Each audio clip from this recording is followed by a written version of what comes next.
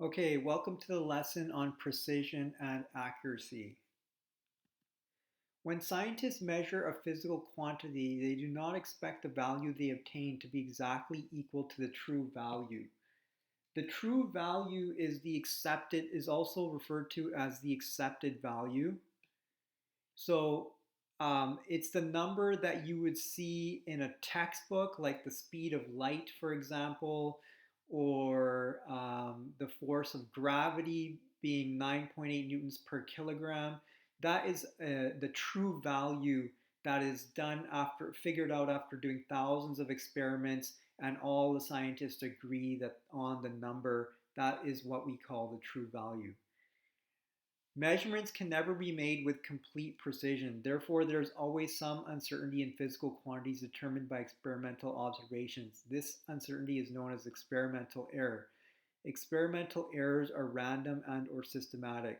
So when you measure something in a physics lab, there's always some error in your measurement. You're rarely going to get your number to be exactly equal to the true value or the accepted value. The two types of error you find in a lab are either called experimental error or random error, and we'll talk about both. So systematic error is the first type, and systematic error causes a random set of measurements to all be either above or below the accepted value. So like the accepted value for gravity is 9.8. If you have a systematic error, that means if you do 5 or 10 measurements, they might all be above 9.8 or they might all be below 9.8. This type of error can be corrected by doing a calculation. So if you figure out that your measurements are all off by um, a tenth of a Newton, then you can subtract that number from your measurements and get the correct answer. So this error is usually caused by a problem in the measuring device. So for example, a badly made instrument. So example, a meter stick that is not a meter in length. So your meter stick might be a centimeter less than an actual meter. So that's a poorly designed meter stick. That means every measurement you do with the meter stick, if you're measuring the length of a table several times, your measurements are going to be a centimeter lower than what the accepted value for the measurement is. Or a scale that is always measuring less than the actual mass. So you might have a weigh scale in your bathroom that always measures 10 pounds lighter than the actual weight. And so that is what we call systematic error. It's usually an error in the device itself. Other examples are a poorly calibrated instrument. So if it's not zeroed properly, like a triple beam balance that hasn't been zeroed properly, and so it's measuring incorrectly, having a zero form of error or form of calibration, it's similar, or an instrument parallax error. The second type of error is called a random error. This is due to variations in the performance of the instrument and operator.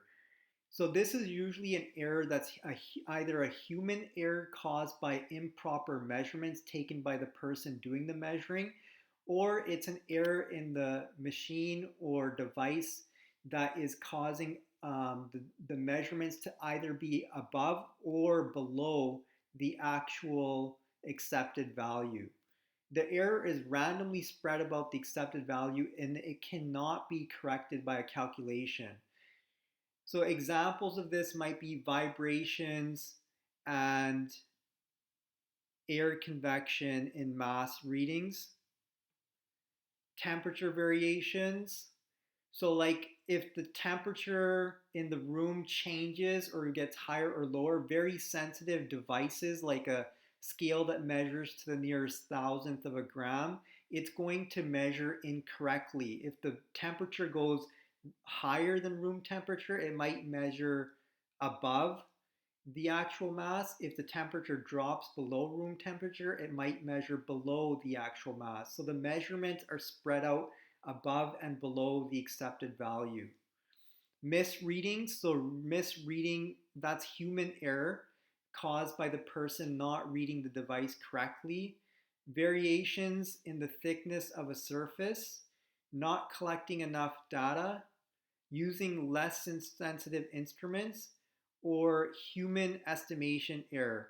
So for example, you might be measuring, we talked about this when we did significant figures. The last digit in any measurement is a estimate. And so when you're estimating, for example, the length, if you're using a ruler that measures to the nearest millimeter, you might be estimating to the nearest tenth of a millimeter. So your estimate is always going to have some error in it. Okay, here's a practice problem. Classify the following examples as either systematic or random errors. Pause the video and give this a try.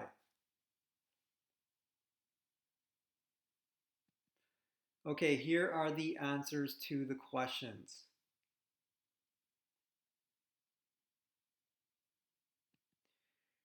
So precision is the degree of exactness to which the measurement of a quantity can be reproduced. In other words, it's how close several measurements are to one another.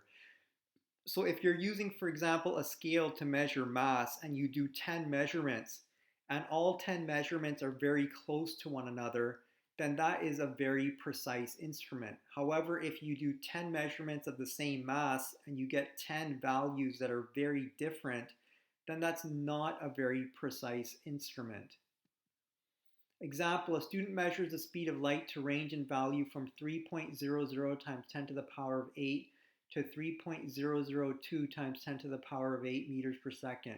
The average value is 3.001 times 10 to the 8. The precision of the measurement was 0.001 times 10 to the 8. So precision is how closely several measurements are to one another, and it's also determined by the number of decimal places in your measurement. The more decimal places you can get, the closer your measurements can be, and the more precise the measurements are. The precision of a measuring device is limited by the smallest division on its scale. For example, the smallest measurement on a meter stick is a millimeter. Any measurement smaller than that is an estimate. Accuracy is the extent to which a measured value agrees with the standard value quantity. In other words, accuracy is how close your measurement is to the accepted value. For example, the speed of light is accepted to be 3.001 times 10 to the 8 meters per second. A student uses a device and measures the speed of light to be 2.998 times 10 to the 8 meters per second. The accuracy is the difference between the accepted value and the measured value, which in this case is 0.003 times 10 to the 8 meters per second. So that is a fairly accurate measurement. It is possible to make a very precise measurement, but have the measurements be very inaccurate. The accuracy of a device should be checked regularly. So here are some diagrams which illustrate precision and accuracy. So the first one, the bullseye represents the accepted value. In this case, all of the targets, all of these objects are spread out really far apart from each other, so they have low precision. They're also far away from the target, so they have low accuracy. Over here, all of the objects are close to each other, so they have high precision, but they're not very close to the target or accepted value, so they have low accuracy. This is what we ideally want. We want to have high accuracy, close to the target, and high precision, several values that are all close to each other. And in the last case, you have high accuracy, close to the target, but low precision because the values are spread out. Accuracy refers to how closely a measured value agrees with the correct value or the accepted value, also known as a true value. So there's several terms for that. Precision refers to how closely individual measurements agree with each other. Next, we're going to talk about percentage error. Percentage error is an indication of how much your experimental answers vary from the known accepted value of a quantity. Percentage error is often used in the conclusion of lab reports. Here is the equation for percentage error. So percentage error is equal to the accepted value minus the experimental value, whatever you measured, divided by the accepted value times 100%. So here's an example. A student measures the force of gravity to be 9.5 newtons per kilogram. The accepted value is 9.81 newtons per kilogram.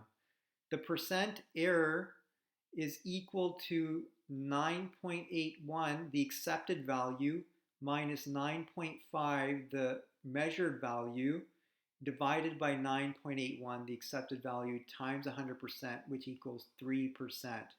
That is a good percent error. You're never going to get 100% perfect in a lab. You might, but it's rare. So what we usually aim for, a good lab usually has less than 15% error or 20% error. 10%, 5% is good. Anything more than 20% and you're probably making mistakes in the lab somewhere. Okay, that concludes the presentation. You can move on to the practice questions.